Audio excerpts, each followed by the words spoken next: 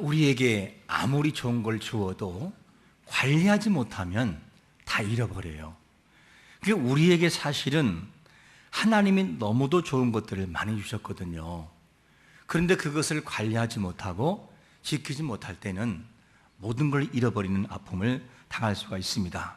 그래서 우리 자신들에게 우리 자신들을 참 가만히 보게 되면 앞으로 받을 것보다 우리가 이미 받은 것을 지키는 것이 더 중요한 것을 믿으시기를 축원합니다.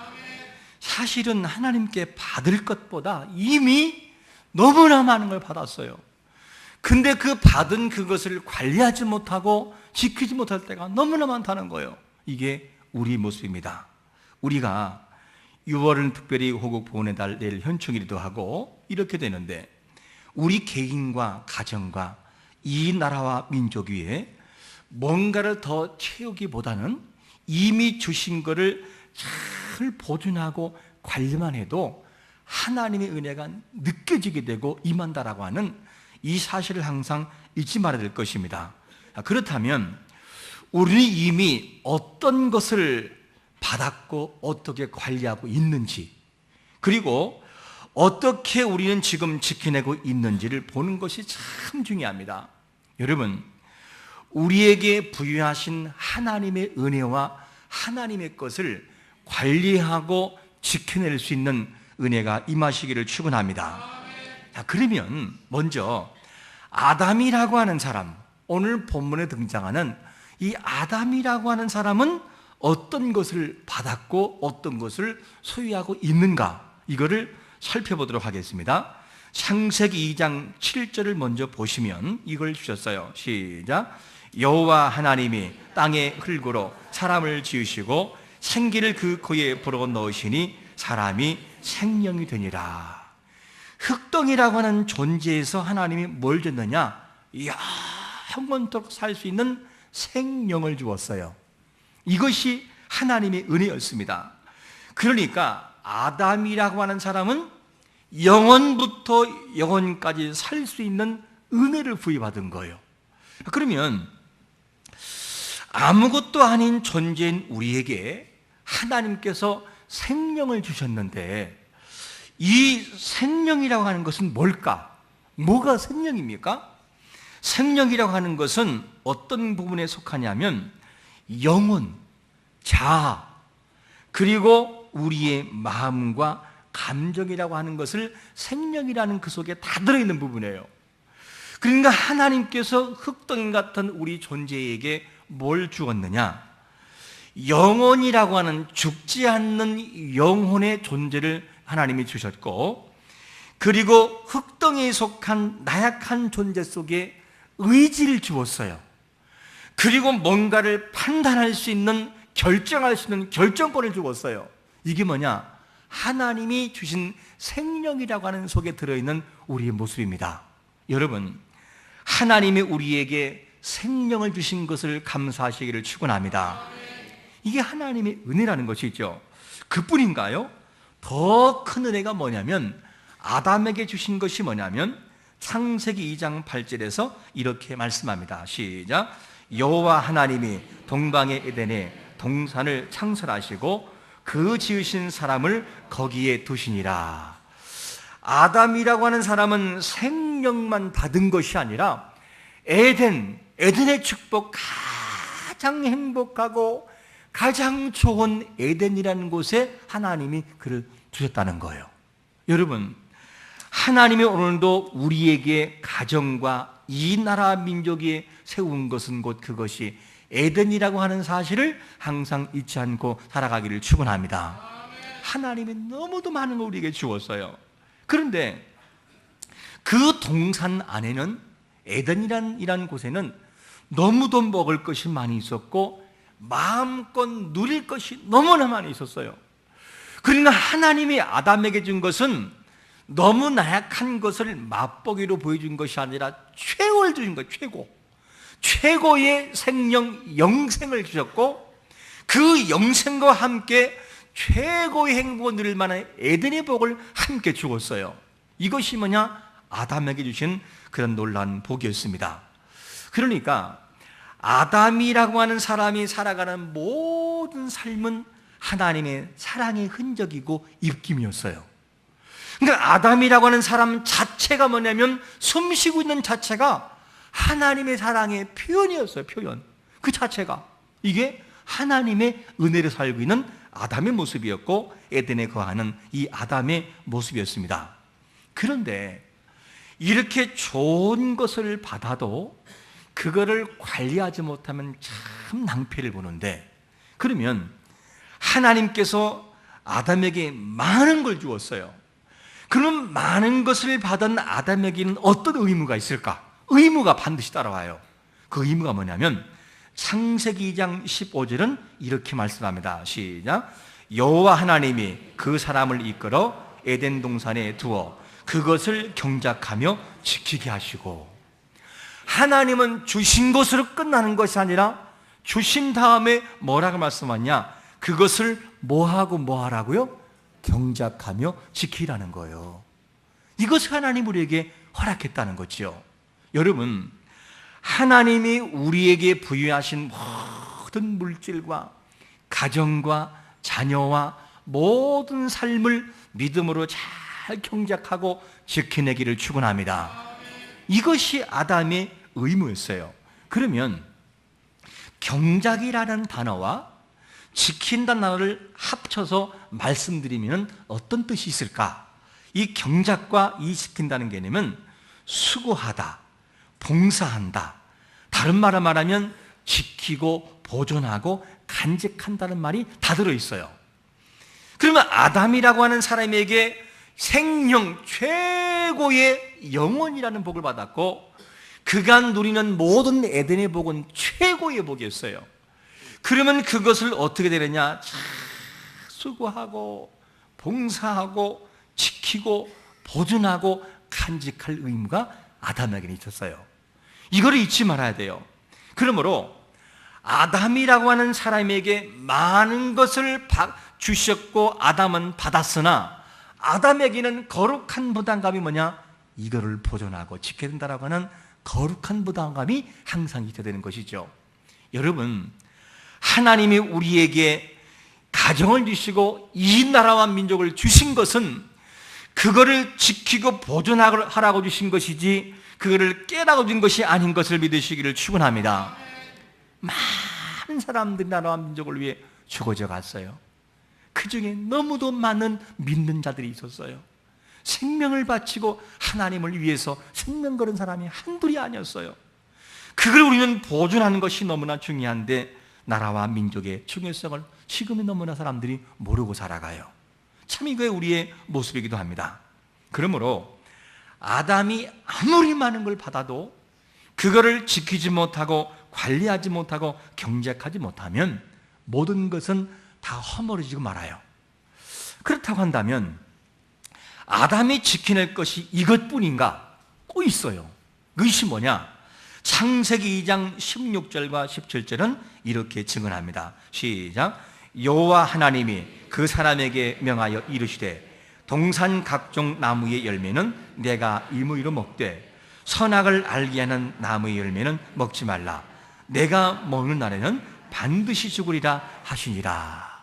주신 것을 경작하지만 이번에는 자기 의지와 굉장히 관련이 많은 뭐냐? 이 마음을 지켜내야 돼요. 무엇으로부터? 하나님이 명령하신 것을 외부의 침입이 다가와도 내적인 관리를 잘 지킴을 통해 이거를 이겨내야 돼요. 이것이 아담의 의무였습니다. 그러므로 아담은 뭐가 있느냐? 자기 자신이 하나님의 말씀의 법칙 따라서 외부로부터 오는 모든 시험과 모든 것들을 잘 지킬 의무가 있었어요. 이거를 못 지키면 모든 것을 잃어버리게 되는 이런 순간도 그에게 올 수가 있었습니다. 그러므로 아담은 그 모든 것을 지켜낼 것이 의무인데, 근데 참 신기한 것은 뭐냐면 하나님이 우리에게 한편으로 그런 생각을 해보잖아요. 우리가. 그리고 이런 질문도 해보잖아요. 하나님이 아담이 선악과를 따먹을 것을 몰랐을까? 알았다. 그럼 말렸어야지 왜 안 말렸느냐? 이렇게 질문할 수 있어요. 그런데 여러분 잊지 말 것은 여러분들의 매사에 결혼부터 시작을 해서 사랑하는 자기까지 전부 부모님이 간섭하는 게 좋아요? 때로는 적당하게 눈도 감아주고 단둘이 있는 것이 좋아요? CCTV 감시해가지고 잘못된 경우는 삐 올려가, 야, 너 그거 하면 안 된다, 조심하거라, 야, 지금 그거 할 때가 아니단다, 이렇게 사상껏 간섭한다면 이건 뭐냐면 이거는 죽음의 죽음. 차라리 얘야, 네가 하나님의 사람으로서 결혼하기 전에는 이런 일을 해야 되고 이렇게 지켜야 돼. 나 엄마 아빠는 믿는다. 그리고 나머지는 알아서 하도록 주는 것이 뭐냐? 그게 행복이에요. 여러분, 사람 아담에게 주신 것이 뭐였지요? 자유의지였습니다. 아담은 선악과를 따먹을 수 있는 의지도 있고 먹지 않을 수 있는 의지도 있어요. 그러나 어떤 결정하든지 결정하는 것에는 책임이 따랐어요. 그러니까 아담에게는 뭐가 되느냐? 아담아, 그거 먹으면 죽어, 알겠지? 그리고 하나님을 믿는지 안 믿는지를 그에게 자유의지를 줘서 그냥 놨다, 그 말이죠. 이렇게 됐는데, 그런데 이 아담이라고 하는 사람이 그거를 잘 못 지킴으로 무너지지 않습니까? 여러분, 우리가 많은 걸 소유해도 그거를 지키지 못하면 무너지는데, 그러면 아담은 무엇 때문에 무너지느냐? 그 내용을 우리가 잘 봐야 돼요. 여러분, 아담이 에덴 동산을부터 시작하여 자기 마음을 잘 경작하고 다스리고 지키고 말씀대로 순종하는 경작의 훈련이 있었어야 돼요. 그런데 아담은 방심해버렸어요. 그리고 그거를 소홀하게 여기는 순간 여지없이 무너지는 걸 보게 됩니다. 아담이 에덴 동산에 살아가고 있는 모든 것은 하나님의 은혜였잖아요. 이 은혜였으면, 그러면 처음부터 마지막까지 자기가 살아가고 있는 모든 삶은 은혜라고 하는 사실을 항상 잊지 말고 살아가야 되는데 그만 방심하고 살아갑니다.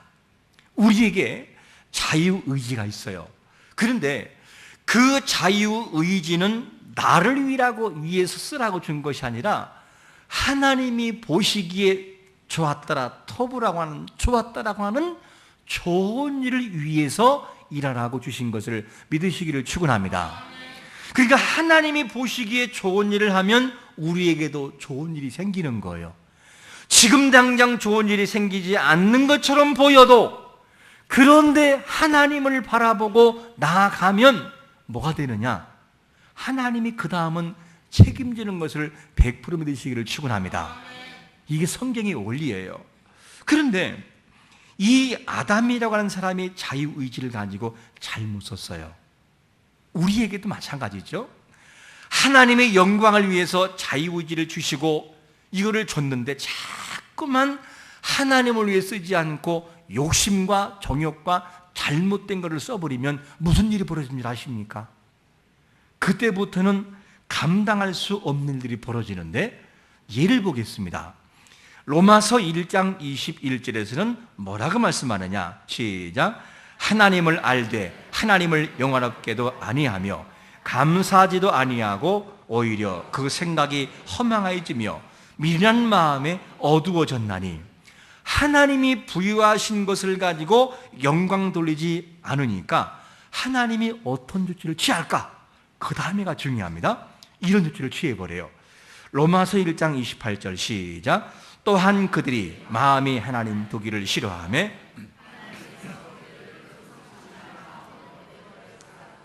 합당하지 못한 일을 하게 하셨으니, 하나님의 영광을 위해 일하지 않으니까 계속해서 나의 의지를 가지고 너에게 준 것은 영광을 위해 하는 것이다, 감동을 주시고 기회를 주시고 환경을 통해 말씀하시는데도 안 듣잖아요. 이렇게 해버리니까 하나님이 그 다음에 조치를 취하는 것이 뭐냐면 상실한 마음대로 뭐 했다고요? 다 둬버린 거예요. 상실한 마음대로 그냥 둬버린 거예요. 그러면서 상실한 마음이 뭘까? 상실한 마음으로 둬버리면 어떤 현상이 벌어질까? 여러분, 풍선을 확 부른 다음에, 그 다음에 풍선이 빵빵해질 때까지 부른 다음에 이거를 딱 잡고 있으면은 풍선이 요동합니까? 안 합니까? 요동하지 않아요. 그대로 잡고 있는 사람의 의지에 따라 풍선은 움직이지 않아요.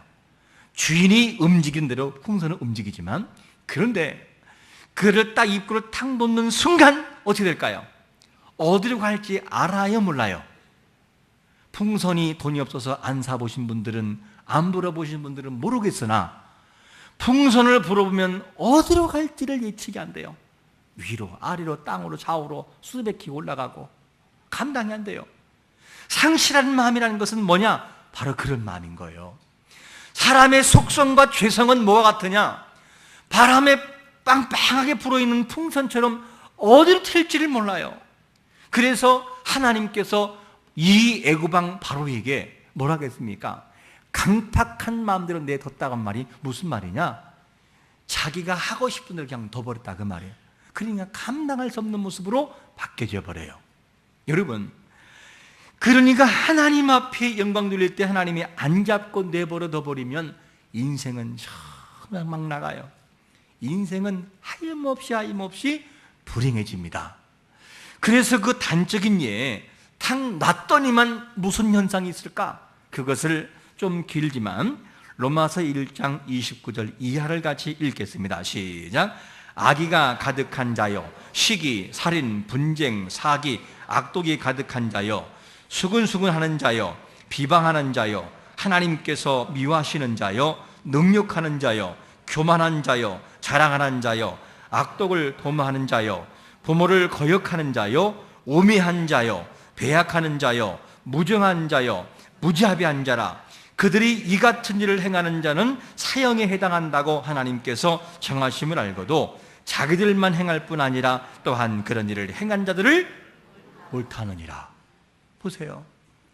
하나님이 우리의 인생을 적당하게 잡고 있는 거 감사하시기를 축원합니다. 잘못된 길로 갈 때 눈물이 쏙 나도록 혼내는 거 있잖아요. 그거 불행이 아니에요. 때로는 내가 정말 곁길로 갈 때 하나님이 깨닫게 하는 거 있잖아요. 그거 불행이 아니라니까요. 행복에 그게. 그리고 다시 한번 돌아오고 아버지 잘못했습니다. 그리고 하나님을 바라보는 것은 우리에게 기쁨이요 영광인 것입니다.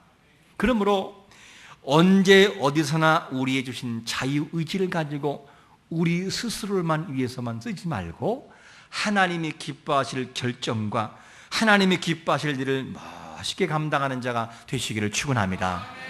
그러면 얼마나 기쁘겠어요. 그런데 이 아담이라고 하는 사람은 뭐가 되느냐? 에덴의 축복과 생명이란 축복을 받았는데 이거를 경작하지 못한 거예요. 자유의지가 완전히 망가뜨리게 만들어 놓은 거예요. 그냥 자유의지가. 그래서 이 자유의지가 어떻게 함으로 무너지냐면 바로 아담이 가지고 있는 영생, 생명과 은혜와 에덴의 축복이라는 것이 서서히 무너지기 시작하는데 가장 가까운 사람으로부터 시작하여 아담이 무너지기 시작하는 거예요. 오늘 우리 본문 창세기 2장 18절을 보면 누구로부터 무너지를 보겠습니다. 시작. 여호와 하나님이 이르시되 사람이 혼자 사는 것이 좋지 아니하니 내가 그를 위하여 돕는 배필을 지으리라 하시니라. 아담은 혼자였습니다. 그런데 혼자 사는 것이 좋지 않기 때문에 누구를 도우라고? 아담을 돕고 아담은 하와를 도우라고 배필을 줬어요. 그런데 이 아담이라고 하는 사람의 곁에 있는 하와가 무너지기 시작을 하는 거예요. 그래서 가정은 둘 다가 공존해서 지켜나갈 때 가정이지 그거를 못 지키면 힘들어지는 것이죠. 그러면 이 아담이라는 사람이 무너질 때 누구로부터 시작해서 무너지냐면 가장 가까이 있는 자기를 도와야 될 하와 여자를 통해서 무너지게 되는 거예요. 그럼 어떻게 무너질까? 창세기 3장 1절에서는 그 무너짐이 이렇게 시작이 됩니다. 시작. 그런데 뱀은 여호와 하나님이 지으신 들짐승 중에 가장 간교하니라. 뱀이 여자에게 물어 이르되 하나님이 참으로 너희에게 동산 모든 나무의 열매를 먹지 말라 하시더냐? 뱀이 고의적으로 누구에게 접근하느냐? 하와에게 접근해요. 그럼 여러분 혹시 이런 질문 안 해보셨나요? 이상하다. 왜 아담에게 접근하지 않고 여자인 하와에게 먼저 접근했지? 왜 그랬을까? 여러분들은 어떻게 생각하시는지요? 아담에게 접근하지 않고 왜 먼저 하와에게 접근했을까? 그러면 성경은 뭐라고 하느냐면 오늘 읽었던 3장 1절에서는 그런데 뱀은 여호와 하나님 되신 들짐승 중에 가장 뭐하다고요? 간교하다. 무슨 말이냐? 뭔가를 속이는 술수와 상대의 약점을 너무 잘 알고 있는 거예요. 그러면 아담과 하와가 있다. 그러면 둘 중에 아담이 세다는 얘기예요? 하와가 세다는 얘기예요? 아담이 센 거예요. 아담이 더 세게 아담이 이거를 말씀에 대해서 더 지킬 줄 아는 힘이 있다는 걸 볼 수 있어요. 그러니까 둘 중에 결정할 때 누구 결정하느냐? 약한 자를 건드리는 거예요. 이래서 하와에게 접근해가지고 싹 긁어요. 그래서 하와에게 그냥 말씀으로 출발했다가 서서히 거짓말을 치기 시작을 합니다. 이렇게 돼서 하와가 서서히 마음이 무너지게 되는 거예요. 남자가 유혹이 잘 넘어집니까? 여자가 유혹에 잘 넘어집니까? 왜 여성들은 남자라고 그래요? 누가 다 잘 넘어질까요? 그러면 남자가 더 감성이 풍부합니까? 여성이 더 풍부합니까? 여성이 감성이 굉장히 예민하고 풍부해요. 왜 그러냐? 옷을 보면 알아요. 남성들의 옷은 뭐냐면 그냥 갸름하거나 일자나 단순해요. 제 양복을 보세요. 조잡스러운지. 아니죠. 여러분들이 옷을 보세요. 여성들의 옷은 색깔부터 시작해서 두 번, 세 번 이렇게 꽈요. 왜 여성들은 꼬고 더 이렇게 해야 그걸 주고 어머머머머 이쁜지 모른다고. 남성들은 그거 보면 야 조잡스럽다 야 그 말고 더 정갈한 거 없냐 좋은 거 없냐 이렇게 생각을 해요. 그러니까 이 여성이라고 하는 여성성에는 뭐가 있느냐? 뭔가를 말을 하면 의심하게 되고 그거를 귀를 기울이는 귀가 예민한 거예요. 그러니까 벌써 간교한 뱀 사단은 그를 안단 말이에요. 그래가지고 이 뱀은 처음부터 아담을 두드리지 않아요. 그러니까 안 넘어질 수 있으니까. 그러니까 약한 부분을 이렇게 터치하고 더 터치한 다음에 누구한테 목적을 이루느냐? 결국 아담에게 오게 돼요. 그리고 하와를 무너뜨리니까 누가 무너져요? 아담이 무너지니까. 그래서 최종적인 목표는 뭐냐? 사단의 뱀의 목적은 하와가 아니에요.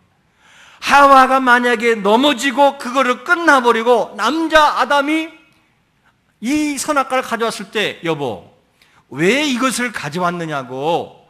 이거 먹으면 죽는다고 했잖아. 왜 가져왔어? 나 살고 싶어. 당신이나 주고 나 살 거야. 나 재혼하면 돼. 이러고 아담이 안 먹었으면 인류에는 죽음이 안 와요. 왠지 아십니까? 인류의 대표는 남자거든요.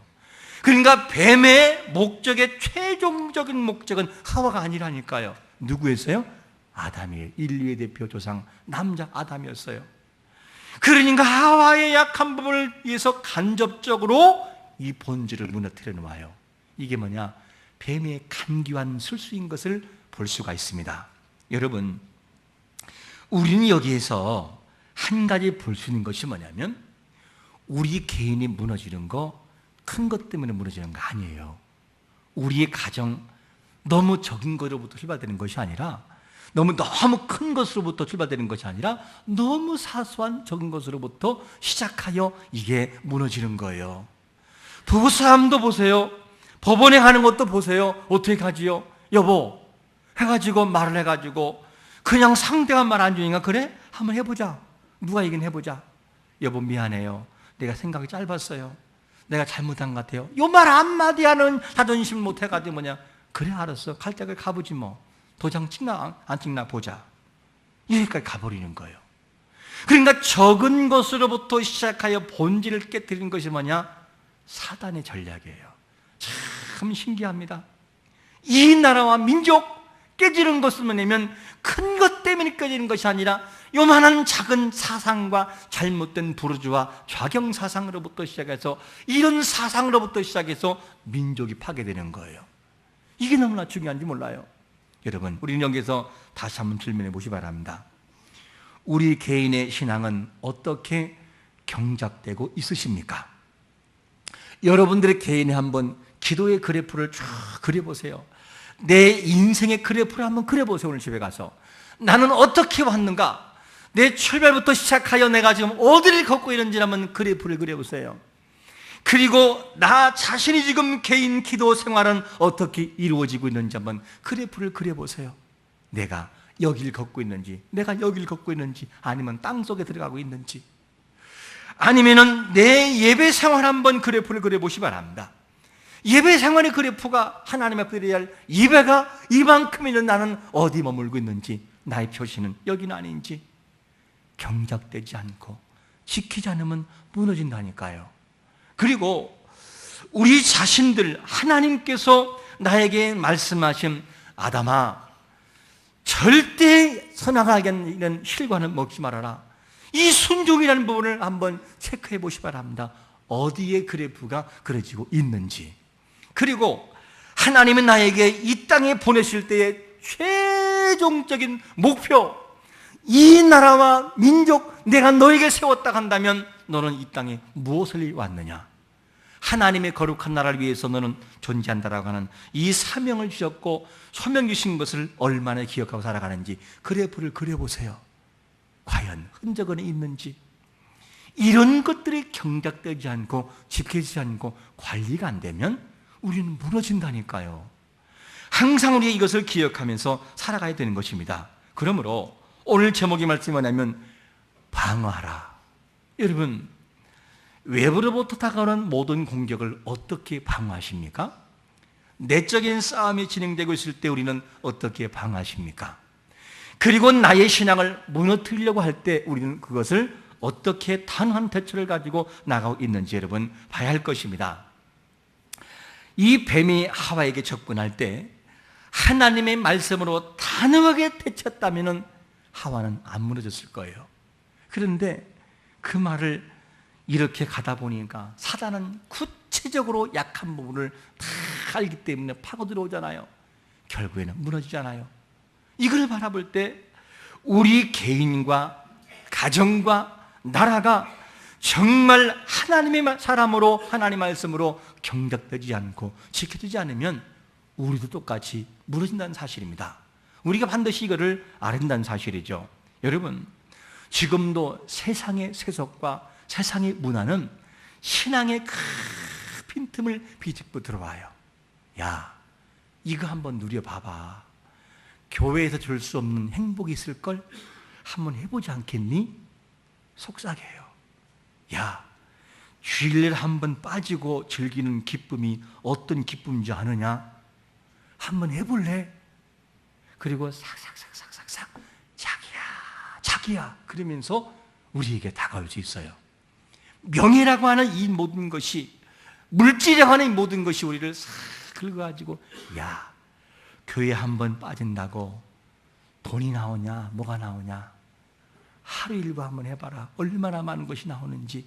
우리에게 속삭이는 이 비집고 들어오는 수많은 것들이 있을 때 우리 이거를 경작해야 돼요. 아니, 이것은 이렇게, 저것은 저렇게 정리하자. 그리고 지킬 것은 지키고 정리할 것은 정리해야 됩니다. 여러분, 하나님 말씀으로 경작될 때 행복이 주어지는 것을 믿으시기를 축원합니다. 이게 안 되면 행복은 지속될 수 없다는 것이죠. 여러분, 우리는 묻습니다. 원수와 싸워 패전병이 되겠습니까?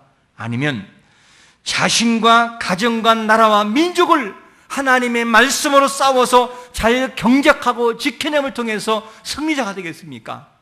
그것은 자유의지를 여러분에게 주었어요. 한 주 동안 여러분들이 있는 자유의지가 경작하고 다스리고 지켜낼 수 있는 선한 일에 쓰이는 자가 되시기를 예수 그리스도의 이름으로 축원합니다.